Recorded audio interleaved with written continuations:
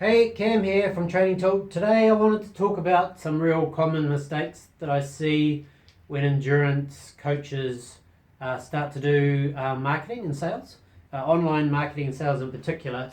But having a lot of conversations with coaches at the moment, and everyone's making the same mistakes and wondering why their sales and marketing isn't working. So I wanted to talk about the common misconceptions about sales and marketing online.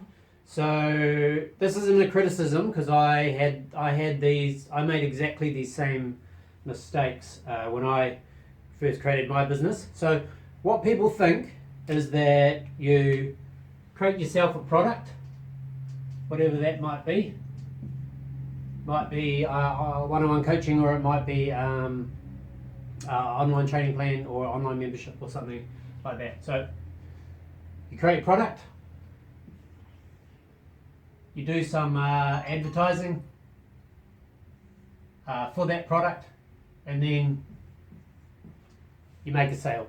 So I mean, that seems really easy, and then the fact that seems really easy should tell you that it's probably not going to work, because nothing in business, sales and marketing is easy, because if it was easy, everyone would just be selling stuff and everyone would be getting rich.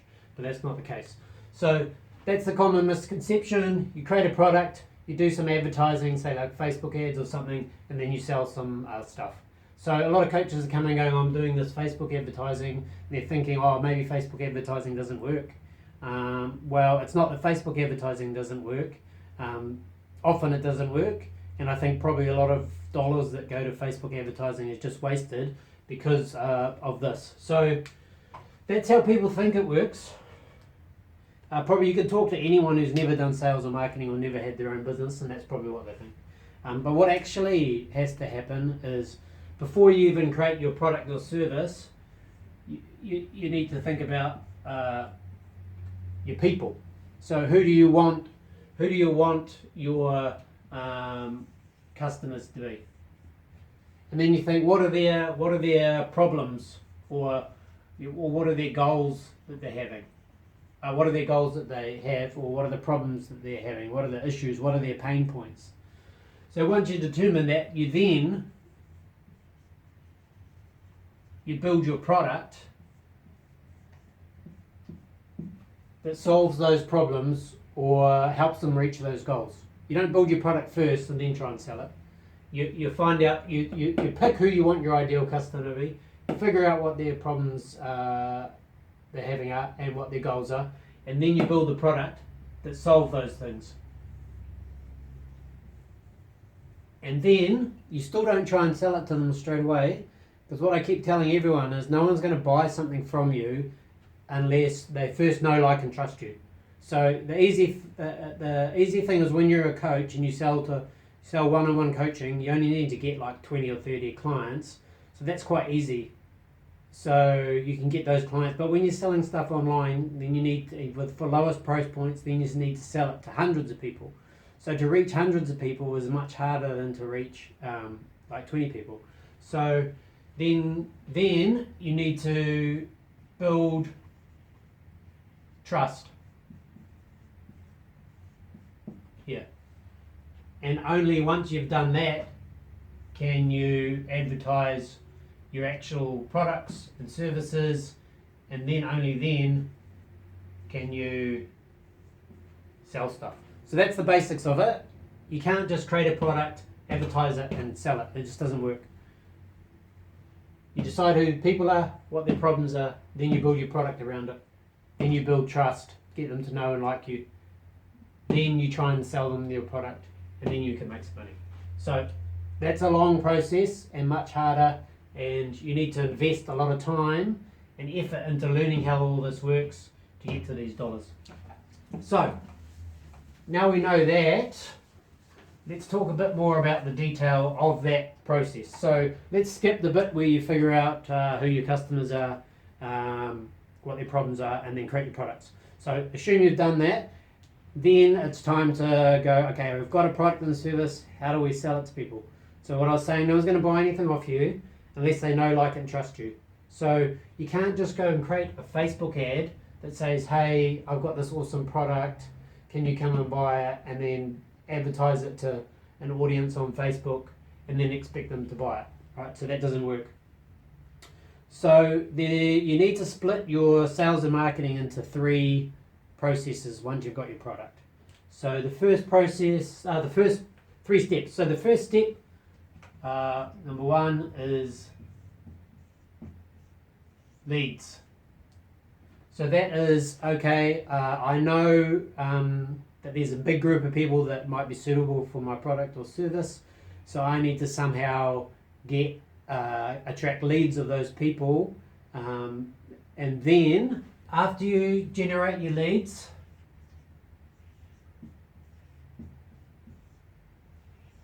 so after you generate your leads, then you need to build trust. So that's the second step. You need to build trust, and only after you build trust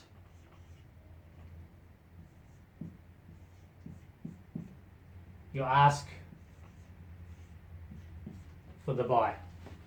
So whenever you do your sales and marketing, anything that you create needs to be in one of these steps, in one of these buckets, 1, 2, or 3. So you ask to buy should never be that should never be the first thing people see about you and your business, is you asking to buy something, because they're never going to buy something off you unless they know, like, and trust you. And then there's no point trying to create trust until you first know who the people are you should be creating trust with. So let's spin that round a bit. So those are the 3 stages: leads, trust, and then ask to buy. So let's talk about Facebook advertising, and then as an example, and say, okay, so how would you structure that into Facebook advertising?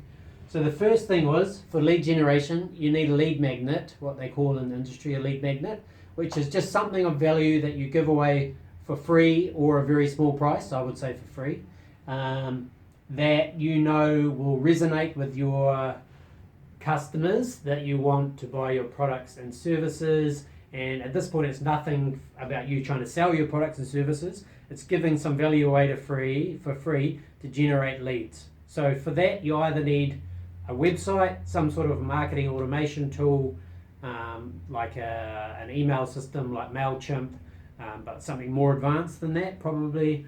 So you could use something like Drip, is what we use here at Training Tilt, ActiveCampaign, ConvertKit, one of those things. So that basically allows you to collect people's details and then give them something for free in return. So it's like an opt-in for an email thing. So you'll see that all over the place.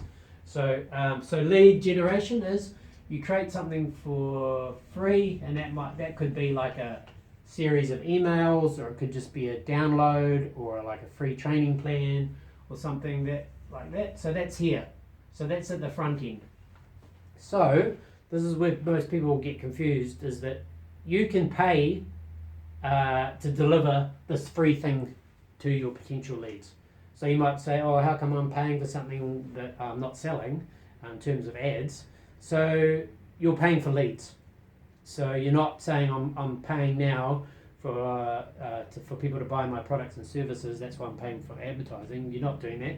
All you're doing is paying for leads. So you can throw some Facebook ads at this, and then at that point you're not trying to sell anything, you're just saying, hey, there was this awesome thing that you can grab for free if you just give me your email address. So that's there. So that's stage 1, leads. Stage 2 is trust. Yeah, like that.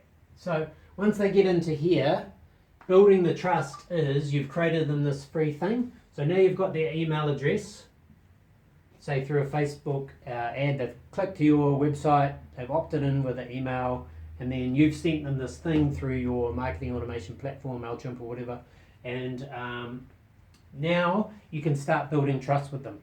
So you can do that with your Facebook retargeting, your Facebook pixel that you put on your website. So you know that people who have gone to the page that was the opt-in, or they've gone to the thank you page after they opted in and got this free thing and they gave you their email address. You can use that as an audience in Facebook to then start showing them some ads. So still, these ads are not trying to sell them anything. This is building trust stage. So you might have like 1, 2, 3 videos. 3 videos like that you've created that are to help you build trust. So again, they're helping them with more of the things that they need help with, whatever your product and service is. So it should be related to that. And then what you should do in parallel is, because you've collected their email address, you should also send them emails, like over a few days,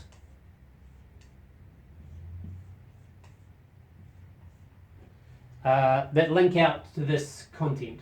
So you can have 2 things running at once, because the problem is they might not see these Facebook ads and they may not open their emails. So open rates are quite low in emails. You might, like if you were getting 20 to 25% open rates in the emails that you're sending them. So just note that this, like you have a delay between these. So this one you might send them on day 2, and this one you might send them on day 4.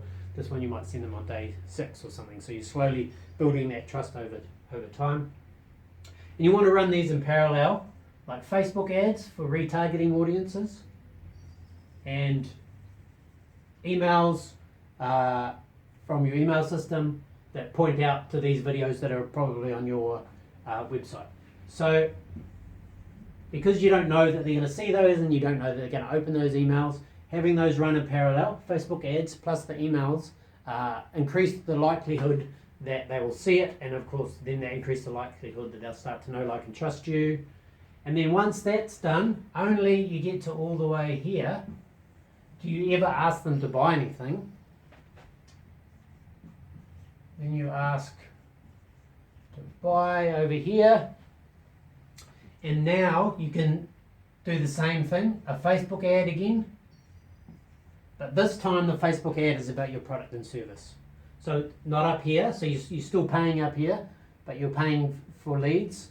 And then over here, you've bought and paid for the leads, so then you're just delivering them the content that you've created, videos or articles or whatever it is, and you can pay for the retargeting audiences here and then send them emails. The great thing about the retargeting audiences, this is a big audience, this is a much smaller audience, because here you're just generating leads that you knew, for people who knew would be interested. Here it's only the people who you know are interested because they've clicked, they've given you their email, so they're much more likely to be a purchaser. So you can spend like a really low budget in Facebook, even as little as $1 a day, depending on what your budget is. And that's the minimum you can spend on an ad set in Facebook. Deliver the emails and then ask to buy. So again, you can do it in parallel. Ask them to buy in a Facebook ad, again using a retargeting audience. There's lots of cool stuff that you can do in this point to move people in and out of retargeting audiences using your marketing automation system like Drip. So then you can delay when they see this Facebook ad. And then of course you can send them the email as well, which is also the ask to buy. Here you go, send them the email, ask them to buy something. And then at this point, there's much more likelihood that they will convert to a paying customer because you've generated leads, you've filtered everyone else who doesn't click or doesn't opt in, so you're not wasting any money showing them your ads. You're building trust, and then you're finally asking them to buy. And then again, the reality is only a small percentage of people who actually reach this point will buy anyway. That's other common misconception that people think. If they think they've got they have say 2,000 people like their Facebook page, they think that they can sell their products and services to a large percentage of that Facebook audience. But actually the reality is a conversion rates on an audience like that might only be like 1%. So that's a very small amount of people. So if you only have that small audience, then you need to build a bigger audience, and you can do that by the lead. generation, and then even when they get through all the way here, you might have a slightly higher conversion rate than you would here, which would be really low, but by the time you get to here, the conversion rate of the people that are left is much higher. But if some of them don't convert, you can go ahead and move them to a follow-up sequence in your marketing automation system where you can give them more value, build more trust, because the other thing to consider is timing is very important. So you might get people who are interested at this point here, but they're not actually ready to pay you for coaching or buy a training plan, because maybe they're just planning their race. Like if they're doing an Ironman or a marathon, something like that, people start thinking about that a long way out, so they can become a lead. And the great thing about email is, as much as it's not as powerful as what it used to be, once people get into your email audience, you own that audience. The thing about Facebook is Facebook never gives you their actual information. You can only reach those people through Facebook. But once they're in the your email list, you can reach them whenever you decide is appropriate to reach them, because you've got their email address. So again, if they get to this point and haven't bought anything, you can put them in what I call a follow-up sequence, which would just be a bunch more content that you're giving them for free. And then over time, you might send an email every month with a newsletter or some useful information that will help them with their goals and problems. So that could be like a series of emails here, like that, and then every now and then one of these emails, it's got a dollar sign in it, doesn't really look like a dollar sign, but that's what I mean it to be, might be an ask for them to buy something. So if you just keep giving them more and more value over time, this could be like 6 months down the track, and you send like a regular email every month, just for some useful information, help them with their goals. At some point, if you keep asking them, they'll either opt out of your emails, which is fine, because that just means they were never going to buy anything anyway, so you're better with not to have them in your email list, or they'll end up buying something, or they'll just carry on, know, like, and trust you, and then just enjoy your content, and who knows, they might even refer a friend onto you who is more likely to buy your products and services. So all of this big process probably sounds really complicated, and I probably lost a lot of you a long time ago, but the reality is, if you want to build your online business, you want to make sales, this is the complexity that you need to get to, because otherwise you'll never achieve what you want out of your business. And that's the mistakes people make, and then they just think that Facebook or online advertising doesn't work because they spend money and it just appears to be wasted. But it's because they haven't designed this big structure, this big system, which in sales and marketing online would be called a funnel, even though it doesn't look like a funnel. But that's the reality of it. So I've spent, like I was saying, it's not a criticism of coaches. It's not their fault they don't understand the complexity involved with selling stuff online. I didn't either with my business, and I did exactly the same thing. Created my online platform Training Talk, and then just created some ads trying to sell it to people, and no one bought it. And it's because I didn't understand this. But slowly over time, I've built up our funnels, and then people move through it. And then, like I was saying before, I've had people who moved into the start as a lead like a year or 2 years ago, and then finally down here in my follow-up sequence, or when I send my blogs out each month, they'll sign up and they'll be like, oh yeah, I've been following your blogs and your videos for years, but it just wasn't the right timing. Now I want to launch into my coaching business, and thanks for everything I've learned. I'm going to buy your software. I'm going to use it because I was a lead, and then I've been through this whole process. That's why I signed up with you and not another business. So hopefully that helps you understand why it's much more difficult to sell stuff online than you might have first thought. You won't be able to just from this video actually apply any of this, because it goes into, in every section there's a lot of detail and a lot of things to know. This video was just to get the concept of the process and what it takes. And I'm going to do a series of individual videos where I'm going to create my own dummy endurance product. I'm going to go through all of this one step at a time, and go through all the practical details. So if you're interested in this, I think I'll put an opt-in down here or something so you can subscribe to that list. So when that's all ready to go, then you can watch the videos and stuff, and then you can set it up for yourself. Anyway, I've gone on and on too much already, so thanks for listening. Appreciate it if you got this far, and I will talk to you again soon. Cheers.